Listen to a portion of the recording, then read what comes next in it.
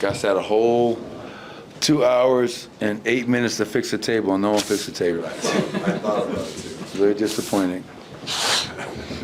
Coach found defense in that third quarter, second half. Is that different tonight? Yeah, I mean, at halftime, I just told our guys, this is embarrassing. I mean, there were too many examples in the first half where we were just literally jogging back.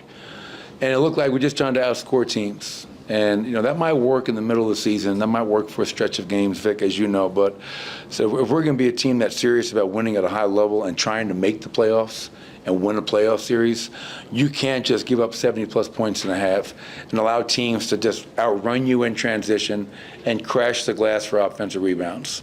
And to our players' credit, and that's third quarter especially, 24 points allowed, only 35% from the field, only 2 fast break points, and then we were able to kind of get our offense going. We're elite offensively.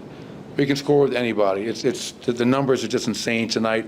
139 points, 44 assists, 21 fast break points. But when we play some defense and we rebound, I mean, we're just so dangerous, and we did that in the second half. Do you think being so good offensively makes it more of a challenge to get guys to buy in on the defensive end? It shouldn't, because, I mean, we've won a lot of playoff series. We've won a lot of playoff games. We won a championship, and you do that by playing defense. And it's a really dangerous habit to get into, thinking, oh, we can just outscore them. Because as these games, and this is going to be a hell of a month for us. We're playing some really good teams. If we think we're just going to go out and outscore everybody, we'll be sitting at home watching the playoffs as these teams are fighting and playing, you know, April, June. And so we just have to understand that defense has to be really, you know, obviously important. We've got to be a lot more disciplined, and we have to have that want to. In the second half, we had that. We only gave up 49 points in the second half, and that was the difference.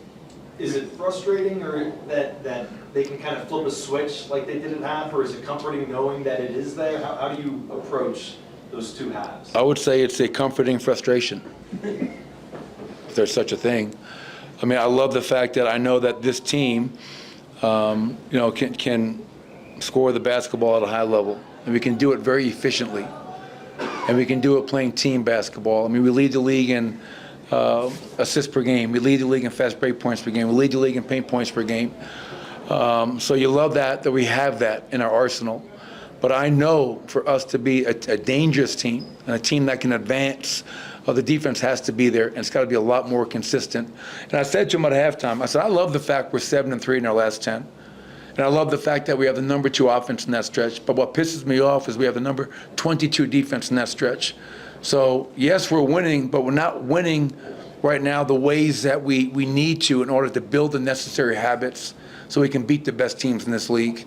And we've already shown we can do that.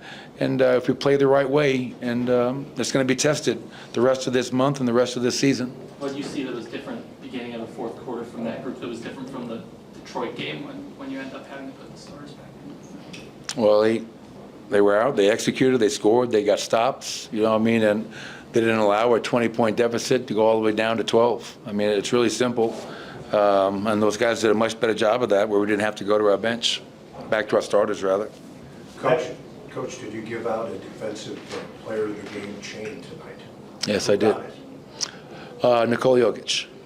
Yeah, I thought Nikola's 14 defensive rebounds.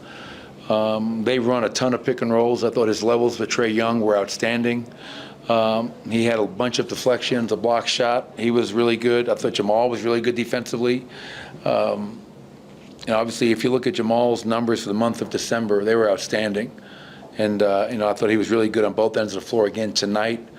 I thought Christian Brown had some great moments. And, you know, Russ is going to bring it every single night. But I just felt Nikola's impact in guarding all those pick and rolls and being a dominant rebounder for us, which ignites our break, was really impactful. I asked Russ about the defense after the game, and he said, we, the players, have to hold each other accountable. Are you getting enough of that? You see it happening more now? Or? Well, I challenged him at halftime. I said, you know, how come I don't want to come into every huddle, and me being the guy saying, fella, they're on pace to score 50 points this quarter. That transition defense is unacceptable. We're ball watching on the defensive glass. And Russ, I know for a fact, has done it all year long. He's the one guy that will talk. But I want them to take ownership, Vic. I want them to hold each other accountable, police each other. Because when that happens, then you have a chance to be special. And I felt in that third quarter and that fourth quarter, we had a lot more of that. Guys communicating and demanding more from themselves and from the guys sitting next to them. Jokic is third in rebounds per game this season. These are 17, 15, 18, 20 a game. And yet you guys have this problem on the defensive rebounding front. Where does that come from? Is it some of it guys trying to leak out? Is it trying to find that balance, or is it just want to? Oh, I think it's when you're struggling on the defensive glass like we are, I think it's a combination of a lot of things. Obviously, you talk about Nikola, and it can't be just on one guy. We always talk about gang rebounding, meaning all five have to rebound, then all five can run. And when you watch the film, I think the things that stand out to me are, yes, we leak out at times because everybody so thirsty to score in transition, they want to get out and run so they can score. So leak outs, I think there's a lot of ball watching that goes on, the shots taken. We do this instead of finding a body, sticking somebody. And then obviously when we are forced, a guy gets beat and Nikola's got to help stop the basketball, we've got to crack back and sink to a body and be a lot more physical. And, only 12 offensive rebounds for them tonight. Last time they had 19 for 21. So I think there are slowly signs of improvement, and that needs to continue, obviously. Your defensive player of the game got his 144th triple-double, his 56th before the third quarter ends. How does he do that? I don't know. I think there's a lot of good coaching.